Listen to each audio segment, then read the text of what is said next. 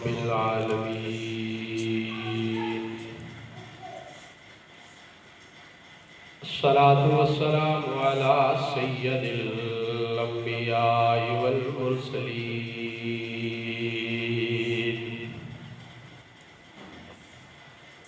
أما بعد فأعوذ بالله من الشيطان الرجيم بسم الله الرحمن الرحيم ورفعنا لك ذكرك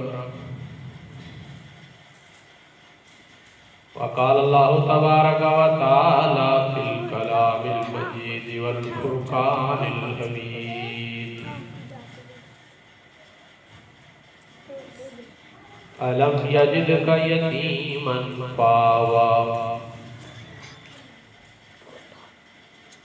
فقال النبي صلى الله تعالى عليه وسلم أنا خاتم النبيين لا نبي بعدي سبحان ربك رب العزة عما يصفون وسلام على المرسلين والحمد لله رب العالمين.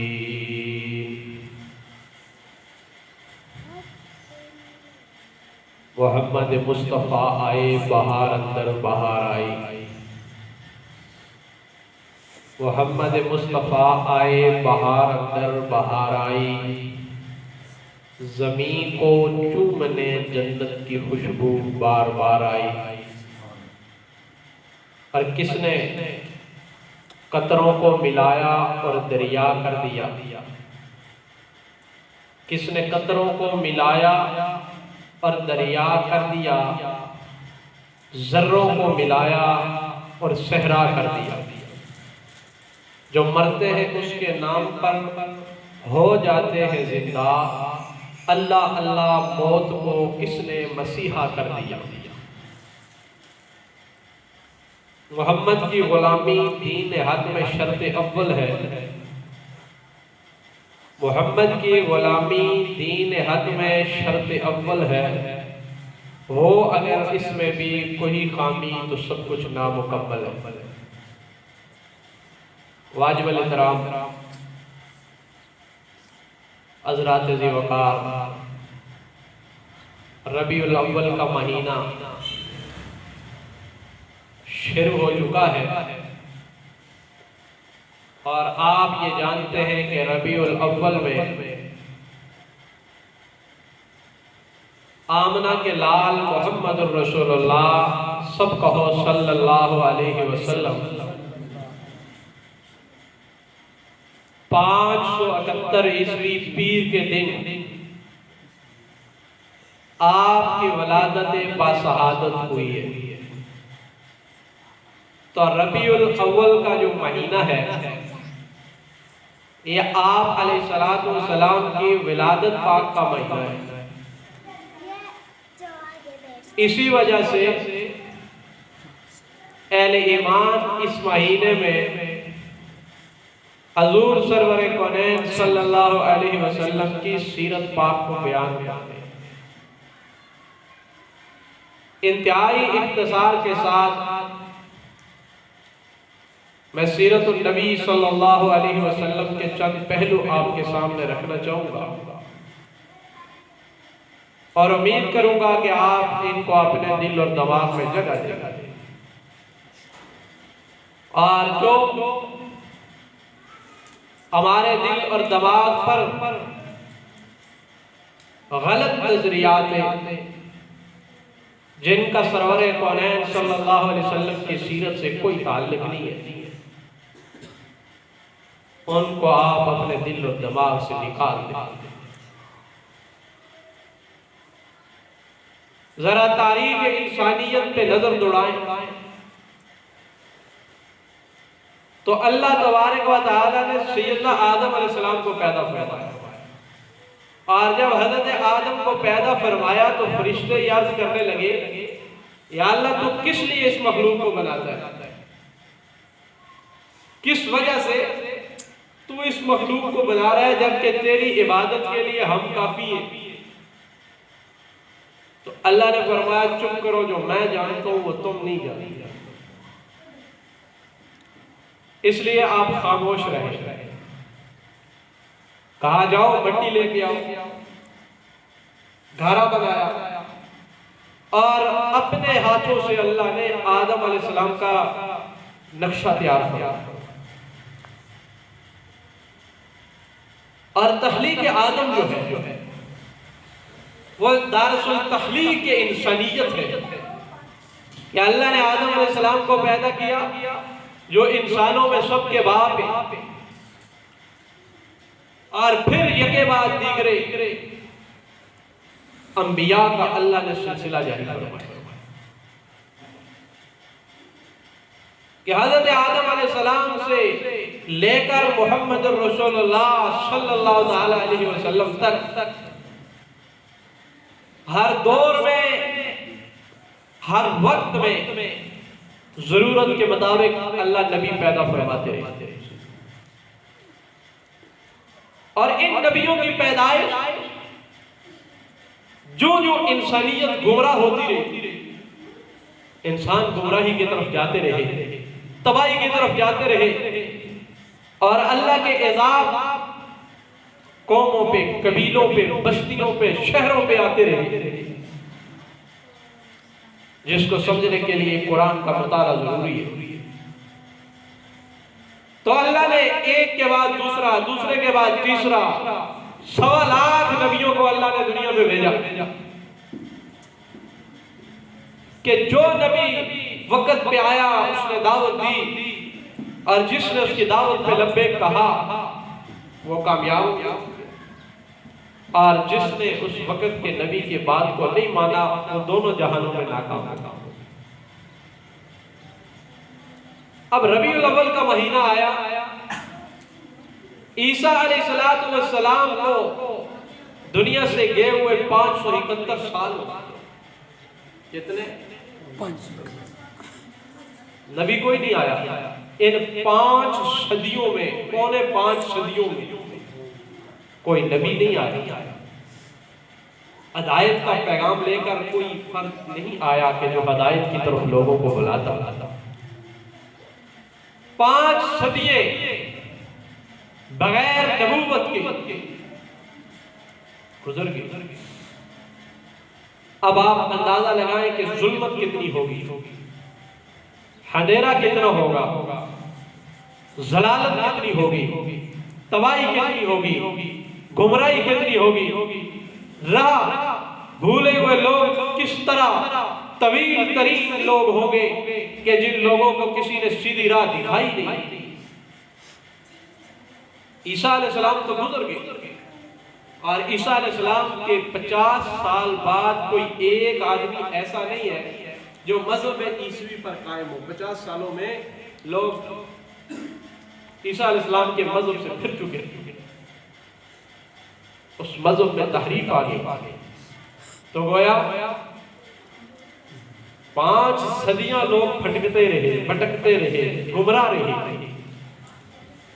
اب اللہ نے اس طویل اندھیرے میں، اس سیاہ رات میں، اس گمراہی کے اندھیروں میں ایک روشنی کا چراغ جلانا تھا، جس نے اس مایوس دنیا کی، پریشان دنیا کی، گمراہ دنیا کی، بدراہ دنیا کی ایک سمت متعین کرنی تھی، ایک راستہ متعین کرنا تھا کہ جس راہ پہ چل کر اہدنا الصراط المستقیم یہ لوگ سیدھی راہ کے مسافر بن جائیں، سیدھی راہ کی طرف یہ لوگ چلیں۔ اب کتابیں یہ بتاتی تھی کہ نبی آخر الزمان آنا ہے، اس کی نشانی بھی یہ ہے، اس کے ساتھیوں کی نشانی بھی یہ ہے، سب کچھ کتابیں یہ بتاتی تھی، لیکن کتابوں کے مالک یہ چھپاتے تھے۔ سچ بات بتانے والا کوئی موجود نہیں تھا، اور جھوٹ کا راج تھا، جھوٹ کا راج چل رہا تھا، گمراہی کے اندھیرے تھے۔ اب ربیع الاول کیا معنی ہے ربیع الاول کا؟ آپ ربیع الاول کو تو جانتے ہیں کہ ربیع الاول میں کیا ہوا بھائی؟ بولو نا، ربیع الاول میں کیا ہوا؟ دو کام ہوا، یعنی ایک حضور علیہ السلام کی ولادت ہوئی اور دوسری آپ کی وفات بھی ہوئی۔ آپ اسی مہینے کی 12 تاریخ کو دنیا پہ تشریف لائے، ولادت بشہادت ہوئی اور 63 سال کی زندگی گزار کر اسی مہینے کی 12 تاریخ کو آپ نے دنیا سے پردہ فرمایا۔ یعنی آپ کی ولادت بھی اسی مہینے میں ہے اور آپ کا وصال بھی اسی مہینے میں ہے۔ آپ ربیع الاول کو ولادت کا مہینہ بھی کہہ سکتے ہیں اور وصال کا مہینہ بھی کہہ سکتے ہیں کہ اسی مہینے میں اللہ نے محمد کو دنیا پر بھیجا تھا اور اسی مہینے میں آپ دنیا سے جنت کی طرف سفر کرتے۔ اب 12 ربیع الاول یعنی ربیع الاول، ربی کہتے ہیں بہار کو، کس کو کہتے ہیں؟ بہار کا موسم آتا ہے تو خوشگواری ہوتی ہے۔ اب اللہ نے کہا اتنا اندھیرا، اتنی گمراہی، اتنی ضلالت، اتنی خزاں کہ کوئی اللہ کو جانتا ہی نہیں ہے۔ اب سب سے بڑی تو یہ بات ہے کہ جس مالک نے پیدا کیا نا، اس مالک کا جاننے والا ہی کوئی نہیں، جس کا کھاتے ہیں اس کھلانے والے کا نام لینے والا کوئی نہیں، جس نے یہ زمین کا نظام بنایا اور اس پر ہمیں بسایا اس کا شکر کرنے والا نہیں۔ کوئی پتھروں کے سامنے سجدہ ریز ہے، کوئی درختوں کے سامنے سجدہ ریز ہے، کوئی سورج اور ستاروں کے سامنے سجدہ ریز ہے۔ انسانیت کو راہ بھول گئی ہے کہ تم ہمارا مقصد کیا، کہ ہماری جو راہ تھی ہم کیوں آئے تھے دنیا پہ وہ بھول گئے۔ اب اس بھولی ہوئی انسانیت کو جگانے کے لیے اللہ نے ربیع الاول کا مہینہ چنا کہ میں نے اپنے محبوب نبی آخر الزمان صلی اللہ علیہ وسلم، پوچھا کرو صلی اللہ علیہ وسلم، کہ میں نے اپنے حبیب کو بھیجنا ہے، میں نے وجہ کائنات کو بھیجنا ہے، میں نے حضور پاک کو بھیجنا ہے، میں نے محمد پاک کو بھیجنا ہے، میں نے محمد الرسول اللہ کی رسالت کا ڈھکا بجانا ہے۔ میں نے اب اپنے ذکر کے ساتھ وَرَفَعْنَا لَكَ ذِكْرَكَ، اب اپنے محبوب کا ذکر بلند کرنا ہے۔ اب دھرتی کے چپے چپے کونے کونے پر اللہ اکبر کی صدائیں لگوانی ہے۔ اب زمین کا کوئی خطہ ایسا نہیں ہوگا کہ جہاں اللہ اکبر کی صدا نہیں آئے گی۔ اب کائنات کے مشرق سے مغرب تک، جنوب سے شمال تک، اب زمین کے ایک ایک حصے پر میرا ذکر ہونا ہے اور میرے ذکر کے لیے کوئی ایسا آدمی آنا ہے، کوئی ایسا انسان آنا ہے، کوئی ایسا رہبر آنا ہے، کوئی ایسا دھائی آنا ہے، کوئی ایسا پیغمبر آنا ہے کہ جنہیں راہ بھولی ہوئی ہے انہیں راہ بھی دکھائے، جو گمراہ ہیں انہیں ہدایت بھی دکھلائے، جو انسانیت سے جانوروں کا روپ دھارے ہوئے ہیں انہیں پھر سے انسانیت کے سانچے میں کوئی ڈال کر دکھائے۔ آج مجھے ایسے انسان کی ضرورت ہے، آج معاشرے کو ایسے رہبر کی ضرورت ہے، آج انسانوں کو ایسے قائد کی ضرورت ہے کہ جو پھر سے گمراہی کو، اندھیرے کو روشنی میں بدل دے، ضلالت کو انسانیت میں بدل دے، آج دھوکے کو حقیقت کا روپ دھار کر سامنے لائے۔ ایسا انسان چاہیے کہ جو انقلابی بھی ہو، ایسا انسان چاہیے جو رہبر بھی ہو، ایسا انسان چاہیے جو نبی بھی ہو، ایسا انسان چاہیے شفیق بھی ہو، ایسا انسان چاہیے کہ وہ لوگوں سے محبت کرنے والا بھی ہو، ایسا انسان چاہیے کہ زمانے کا سب سے اعلیٰ انسان بھی ہو، اس کا حسب اور نسب بھی اعلیٰ ہو، اس کا خاندان بھی اعلیٰ ہو، اس کا شہر بھی اعلیٰ ہو، اس کا مقام اور مرتبہ بھی اعلیٰ ہو۔ تو اللہ نے ربیع الاول کی 12 تاریخ کو عبداللہ کے گھر میں وہ آمنہ کے لخت جگر حضرت محمد مصطفیٰ کی ولادت بشہادت کتنی تاریخ کو؟ 12۔ سارے بولو کتنی کو؟ 12 ربیع الاول۔ آپ ذرا مقصد سمجھنا کہ آپ آئے کیوں ہیں. کہ میں نے آپ کو بتایا نا کہ آپ آئے کیوں ہیں.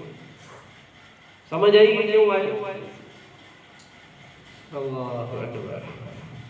آج اصل چیز یہ ہے کہ سیرت پاک کو ہم سمجھتے ہی نہیں.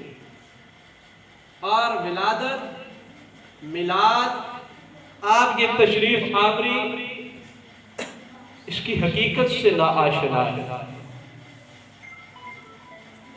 اصل بات یہ ہے کہ سمجھا جائے کہ آپ کی ولادت بسعادت کیوں ہوئی. جو اصل میلاد کا مطلب ہے کہ آپ کو دنیا میں اللہ نے کیوں بھیجا. کیوں آئے؟ گمراہوں کو راہ دکھلانے کے لیے. اس لیے آئے مشرک کو توحیدی بنانے کے لیے، کافر کو مسلمان بنانے کے لیے، جو اللہ کو بھول گیا بھولے ہوئے کو اپنے رب سے ملانے کے لیے، اندھیروں کو گرا کر روشنی لانے کے لیے، ہر طرف نور ایمان پھیلانے کے لیے، اور اپنے رب کی توحید کا ڈھنکا بجانے کے لیے، بیت اللہ میں پھر سے اللہ اکبر کی صدائیں لگانے کے لیے. جہاں لوگ کہتے تھے اللہ اکبر اللہ اکبر، اور وہاں اللہ تو عزا کھڑے ہیں. اب وہی عرب والے آتے ہیں، وہ اللہ کو نہیں پکارتے، آپ بتوں کے سامنے سجدہ کرتے. سرکار کی ولادت کا، سرکار کے میلاد کا مطلب یہ ہے کہ آج بیت اللہ کو ان شرک کی گندی چیزوں سے پاک کر کے توحید کے نہروں سے منور کر دیا جائے. آج بیت اللہ میں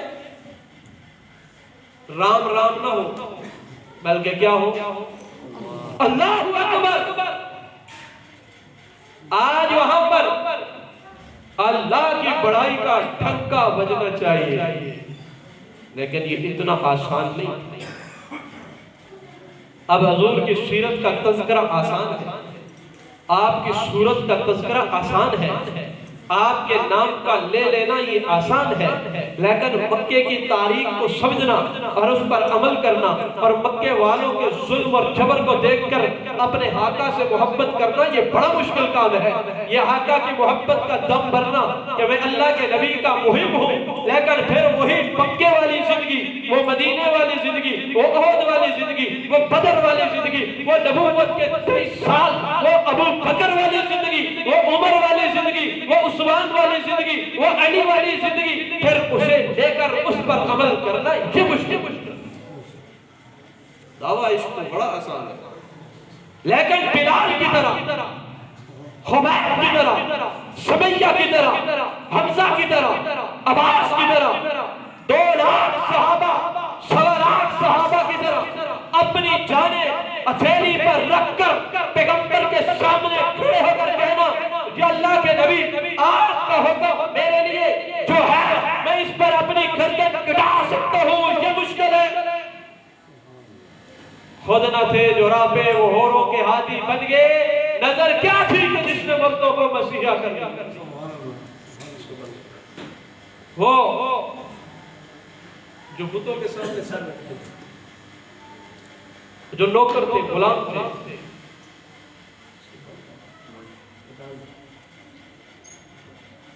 جو بتوں کے سامنے سر رکھ دیتے تھے اور انہیں مشکل کشا سمجھتے تھے، بتوں کو حاجت روا سمجھتے تھے. آج یہ اعلان ہوا مکہ میں 40 سال آپ نے گزارے. کتنے؟ 40. بتاؤ مجھے کیسا پایا؟ باتیں کرنا بڑا آسان ہے، کردار دینا یہ بڑا مشکل کام ہے. باتیں آسان ہیں لیکن کردار سے بات بنوانا یہ مشکل ہے. لیکن سیرت کا پہلو یہ ہے کہ آپ بات بعد میں کریں، کردار پہلے لائیں. آپ کی دعوت کا معیار آپ کا کردار ہے. اگر آپ کردار کے گندے ہیں، زبان کے اچھے ہیں، تو آپ کی بات نہیں چلے گی. یہ سیرت کا پہلو ہے، ہر دائی کے لیے ضروری ہے. کردار لاؤ بابا. آمنہ کے لال 40 سال گزار کے پہاڑ پہ چڑھے اور کردار پیش کیا. کیا پیش کیا؟ کردار پیش کیا. میں رہا تو میں، میرا بچپن، میری جوانی، میرے دن، میرے رات، شب روز تم نے دیکھے ہیں، بتاؤ مجھے کیسا پایا؟ بتاؤ. کسی کو کوئی شک ہے؟ ہن ایک بھی اے جا نہیں کہ جڑا آکے جناب تساں اے غلطی اسی، ایک بھی نہیں، نہ اپنے چوں تے نہ پرائے. سارے کیا حضور بچے تے بڑے تکے، جوان تے بڑے تکے، انسان تے بڑے تکے، لیکن تاڑے جا کوئی نہیں تکیا. جڑی عزت، جو ناموس، جو دیانت، شرافت، ایمانت آپ میں ہم نے دیکھی ہے، وہ مکے کے کسی بچے میں نہیں ہے، کسی جوان میں نہیں ہے، کسی بوڑھے میں نہیں ہے. ہم نے سب سے اعلیٰ پایا، آپ کو سب سے عرفہ پایا، سب سے زیادہ امین پایا. جو بات آپ کہہ دیں وہ جھوٹ نہیں ہو سکتی. ایک کردار کی زندگی گزاری، آپ کا کردار ہے.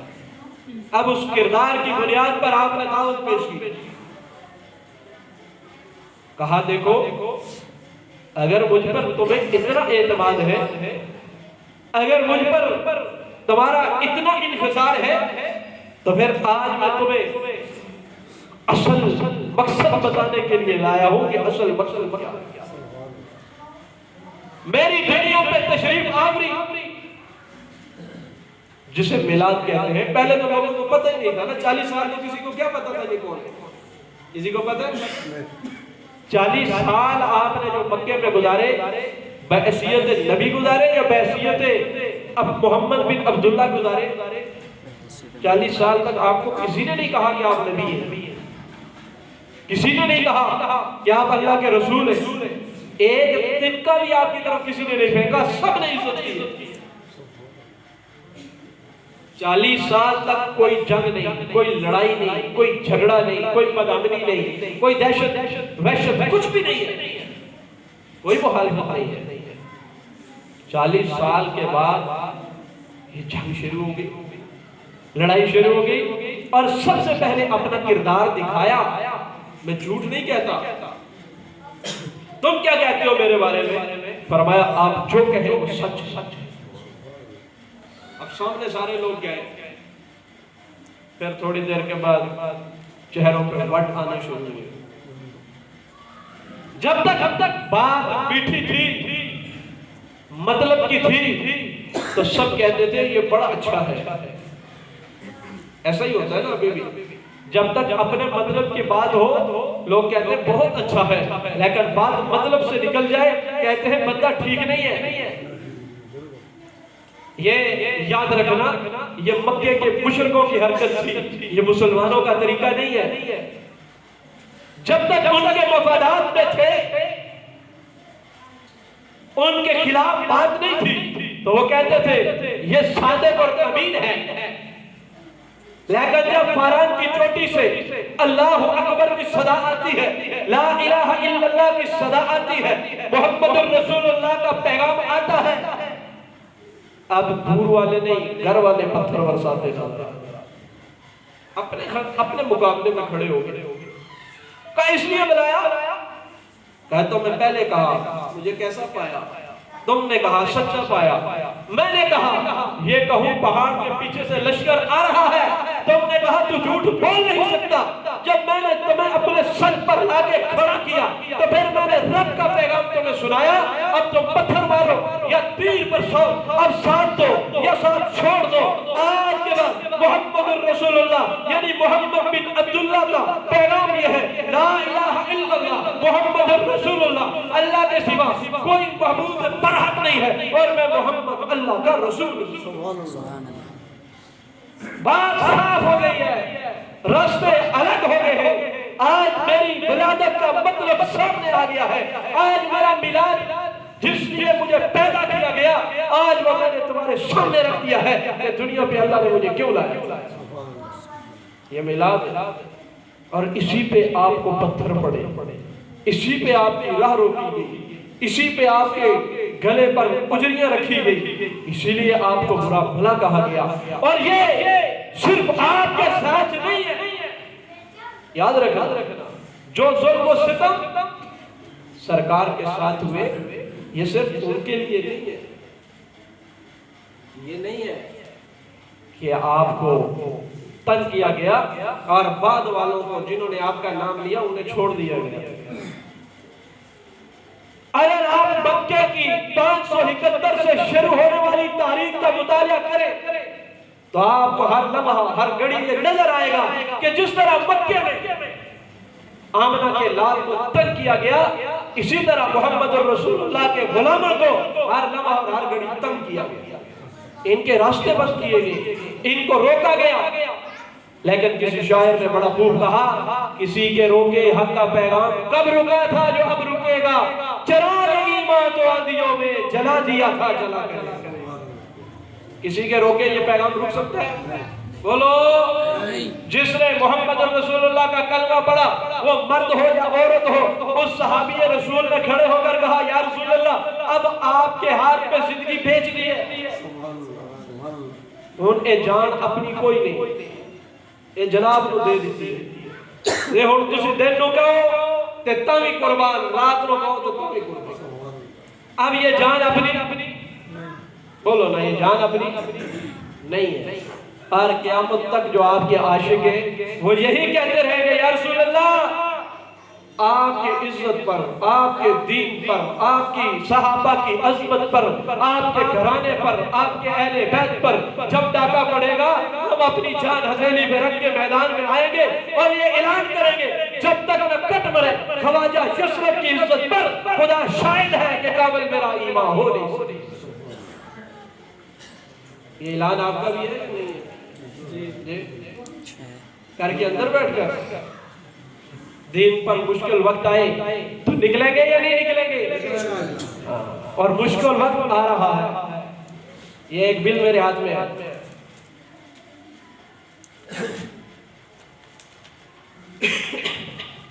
یہ ریاست مدینہ کے والی، موجودہ جو ہماری ریاست مدینہ ہے، امیر المومنین جناب حضرت عمران صاحب خان دامت برکاتہ جو ہماری ریاست مدینہ کے امیر المومنین ہیں، اللہ ان کی زندگی دراز فرمائے، اللہ ان کو عقل سلیم عطا فرمائے۔ یہ بل انہوں نے لایا ہے۔ اب یہ بل آپ کو اچھا لگے یا برا لگے، لیکن جو سازش اسلام کے خلاف ہوگی اس کا رد منبر و محراب سے ہوگا۔ ہونا چاہیے یا نہیں ہونا چاہیے؟ دونوں ہاتھ کھڑے کر کے جو اسلام کے خلاف سازش ہو اس کا رد ہونا چاہیے، وہ اپنا کرے تب بھی بیگانہ تب بھی ہمیں یہ اعلان کرنا پڑے گا سب سے پہلے محمد رسول اللہ کی ذات ہے، سب سے پہلے اسلام ہے، سب سے آگے قرآن ہے، نہ ہم کسی سیاسی کے بارے سے نہ ہم اور کسی سے محبت ہے۔ محبت ہے تو کس سے ہے؟ اللہ اور اس کے رسول سے۔ اب یہ بل ہے، یہ بڑا زبردست بل آیا ہے جناب، مساجد، مدارس اور وقف اداروں کے بارے میں 2020 کا نیا قانون۔ اس کے اندر کوئی 12 شکے ہیں، وہ میں آپ کو سناتا ہوں، وقت بھی ختم ہو رہا ہے۔ یہ بل یہ ہے کہ وفاق کے زیر اہتمام علاقوں میں مساجد اور امام بارگاہوں کے لیے وقف زمین چیف کمشنر کے پاس رجسٹرڈ ہوگی اور اس کا انتظام اور انصرام حکومتی نگرانی میں چلے گا۔ یعنی آپ کی مسجدیں اور مدرسے چیف کمشنر کے پاس رجسٹرڈ ہوں گے اور ان کا نظام چیف کمشنر چلائے گا۔ آپ نے حکومت کو وقف املاک پر قائم تعمیر کی منی ٹریل، آمدن اور خرچ معلوم کرنے اور آڈٹ حساب کرنے کا پورا اختیار حاصل ہوگا کہ آپ نے بلال مسجد کی تعمیر کی جگہ کس سے لی، اس کے اوپر یہ محراب کے اوپر یہ جو ٹائل لگی اس کے پیسے کس نے دیے، اس سپیکر کے پیسے کس نے دیے، اس رنگ کے پیسے کس نے دیے، یہ پنکھے کون لایا، ایک ایک چیز کا حساب حکومت کو دینا ہوگا۔ وقف زمینوں پر قائم تمام مساجد، امام بارگاہیں اور مدرسے وفاق کے کنٹرول میں ہوں گے۔ وقف املاک پر قائم عمارتوں کی منتظم منی لانڈرنگ میں ملوث پائے گئے تو حکومت ان کا انتظام سنبھال لے گی۔ قانون کے خلاف ورزی پر 2.5 کروڑ روپے جرمانہ اور 5 سال تک سزا بھی ہو سکے گی۔ حکومت چیف کمشنر کے ذریعے وقف املاک کے لیے منتظم اعلیٰ تعینات کرے گی۔ منتظم اعلیٰ کسی خطاب، لیکچر یا خطبے کو روکنے کی ہدایت دے سکے گا۔ منتظم اعلیٰ قومی خود مختاری اور وحدانیت کو نقصان پہنچانے والے کسی معاملے کو بھی روک سکے گا۔ خطبہ یا تقریر کی شکایت کی صورت میں 6 ماہ تک قید رکھا جا سکتا ہے، جس کے لیے وارننگ کی ضرورت ہوگی۔ 6 ماہ تک اس کی ضمانت ہوگی، نہ عدالت مداخلت کر سکے گی۔ جرم ثابت نہ ہوا تو 6 مہینے بعد رہائی ملے گی، مگر اس حبس بے جا پر سوال نہیں کیا جا سکے گا۔ مسجد اور مدرسے کو چلانے والی کمیٹی کے تمام عہدیداران کی مکمل پروفیکشن تصدیق ہوگی اور ان کا ٹیکس ریکارڈ بھی چیک کیا جائے گا۔ شاہ ولی صاحب سمیت سب کا۔ مسجد اور مدرسے کی زمین یا فنڈ دینے والے اپنی منی ٹریل بھی دے گا اور اس کی یہ رقم کہاں سے حاصل کی اس کی بھی تفصیل دے گا۔ مسجد اور مدرسہ کسی وقت اخراجات فنڈنگ کرنے والوں کی تفصیل یا منی ٹریل نہ دے سکے گی تو وہ عمارت حکومت کے قبضے میں چلی جائے گی۔ یعنی مسجد اور مدرسہ حکومت کا ہوگا، چاہے وہ اسے گرا دے چاہے جو مرضی ہے۔ یہ جناب امیر المومنین جناب علامہ عمران خان صاحب کی طرف سے یہ بل آیا ہے۔ آپ اس بل کو قبول کرتے ہیں؟ نہیں۔ جو کرتے ہیں وہ ہاتھ کھڑے کریں۔ اب یہ ہے ہماری تبدیلی۔ مسجدیں جب چاہیں اپنے قبضے میں لے لیں، مدرسے جب چاہیں گرا دیں، اور یہ صرف بل پیش نہیں ہوا، یہ بل پاس ہو کر رکھ دیا گیا ہے کہ اب اس پر عمل باقی ہے۔ ایک تو ہوتا ہے نا پاس ہونا، یہ پاس بھی ہو چکا ہے، بس اس پر عمل باقی ہے، جہاں مرضی ہے وہ عمل شروع کر دیں۔ اب یہ کیوں ہو رہا ہے کہ ہم نے اللہ اور اس کے رسول کے دین سے دفعہ بازی کی ہے اور ان یہودیوں کے ایجنٹوں کو لا کر اپنے تخت پہ بٹھایا ہے۔ اور یہ کسی جماعت یا ایک فرد کے لیے نہیں ہے۔ وہ جو پچھلے 5 سال جو تاج و تخت کے مالک تھے، آج ذلت اور رسوائی سے دوچار ہیں، اللہ کی پکڑ کا شکار ہے نا، انہوں نے بھی مسجدوں میں سپیکر اتارے تھے۔ اور جناب امیر المومنین صاحب، دن آپ کے بھی تھوڑے ہیں۔ یہ مولوی، یہ مدرسہ، یہ مسجد، اس کو روکنے کے لیے ابو جہل نے آغاز کیا تھا، وہ نہیں روک سکا تھا۔ اور جناب آپ بھی اپنے بڑوں کی ترتیب پر مت چلے، آپ بھی انشاءاللہ اس کو نہیں روک سکیں گے۔ اور اگر ایسا ہوا تو پھر آپ باہر نکلیں گے انشاءاللہ، آپ باہر نکلیں گے انشاءاللہ۔ اگر اسلام آباد جانا پڑا، پارلیمنٹ کا گھراؤ کرنا پڑا، اگر ہمیں بڑوں نے کال دی وفاق المدارس العربیہ پاکستان نے، تو پھر آپ باہر نکلیں گے انشاءاللہ۔ یہ وقت کا تقاضا ہے۔ دین اس کا نام نہیں ہے کہ صرف آپ 5 وقت کے نمازی ہوں، دین اس کا نام ہے کہ دین کے ہر محاذ کے پہرے دار اور چوکیدار آپ بن جائیں۔ تو یہ ہے ہمارے ملک کی حکومت کی سازش، جو بڑی خاموشی کے ساتھ مساجد اور مدارس کے کنٹرول کو اپنے ہاتھ میں لینا چاہتی ہے۔ اور یہ پھر ہماری نسلوں کی بقا کا مسئلہ ہے کہ جب وہاں ماڈرن مولوی بیٹھے ہوں گے پینٹ شرٹ ٹائی والے، وہ آپ کو کیا تعلیم دیں گے؟ جن کے ہاتھ میں پرچہ ہوگا وہ وہی پڑھیں گے جو امیر المومنین صاحب کا حکم ہوگا۔ وہ تو یہ چاہتے ہیں کہ ہمیں ایسے ماڈرن قسم کے مولوی مل جائیں جس طرح طاہر اشرفی یا ڈیزل، اس طرح کے لوگ کہ جو ہم جو کہیں وہ کہیں یس سر۔ لیکن یہ ملک ہمارے بڑوں نے حاصل کیا تھا اور یہ ملک اسلام کے نام پہ بنا تھا۔ یہ ملک محمد الرسول اللہ کی رسالت کے قیام اور آپ کے نظام کے لیے بنا تھا۔ یہاں جب بھی کوئی دین پر حملہ آور ہوگا، چاہے وہ کسی رنگ کسی روپ میں بھی آئے، اس کا گریبان پکڑنا چاہیے یا نہیں پکڑنا چاہیے؟ اللہ کریم ان سازشوں کو ناکام فرمائے۔ لیکن آپ نے بیدار رہنا ہے۔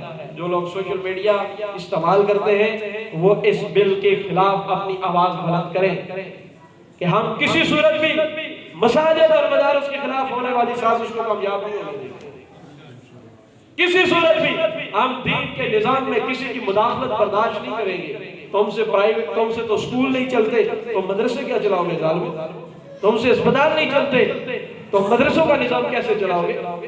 یہ علماء کا کام ہے کہ جو غریب بچوں کو لا کر ایک ایک پائی اور ایک ایک پیسہ اکٹھا کر کے لوگوں کو قرآن اور سنت سے روشناس کرواتے ہیں، یہ ان کا کام ہے۔ یہ راتوں کو جاگ کر، یہ سفر کر کے، یہ اللہ کے نبی کے دین کو دنیا کے کونے کونے تک پہنچا رہے ہیں۔ یہ یہی کر سکتے ہیں جو چٹائی اور مسلے کے وارث ہیں، تاج و تخت والوں کے مقدر میں یہ نہیں ہو سکتا، ہمارے اختیار میں نہیں ہے۔ تم سے تو اسکول نہ چلے، تم سے تو اسپتال نہ چلے، تم سے تو ملک کا نظام نہ چلا، اب تم یہ کہتے ہو کہ ہم مسجد اور مدرسے بھی چلائیں گے؟ یہ کیسے ہو سکتا ہے؟ ڈرو اللہ کے عذاب سے۔ کوئی تھا نا پہلے جنیجو، اس نے بھی کہا میرا یہ جی چاہتا ہے کہ مولویوں کو سونے کی کشتی پہ بٹھا کے لے جاؤ اور دریا میں ڈال دو۔ پھر جو اس کے ساتھ ذلت ہوئی وہ تاریخ پڑھنے والے جانتے ہیں کہ ان کی موت کیسے واقع ہوئی۔ جو بھی اسلام کے خلاف آیا وہ ذلت اور رسوائی سے دوچار ہوا۔ اسلام کل بھی زندہ تھا، اسلام آج بھی زندہ ہے اور آنے والے کل بھی چمکتا اور دمکتا رہے گا۔